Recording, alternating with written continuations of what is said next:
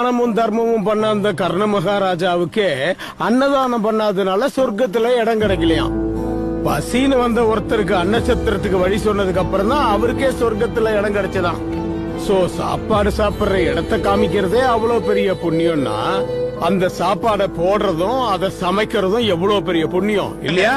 நீங்க தான தர்மம் பண்ணி மத்தவங்களை வாழ வச்சு புண்ணியத்தை சேர்த்திருந்தீங்கன்னு சொன்னா தெருவுல போற யாராவது ஒருத்தன் கூட நமக்கு சோறு போடுவான் சார். இது சத்தியம், இது சத்தியம்.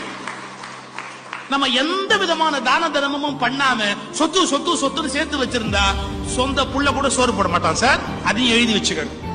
நாம நிறைய பேருக்கு உதவி பண்ணி இருந்தோம்னு வச்சுங்க, ஒருபோது வீணா போவாது. எவனோ ஒருத்தர் சொல்வான், அன்னைக்கு சும்மா இருந்த போது எனக்கு அவரை உதவி பண்ணாரு.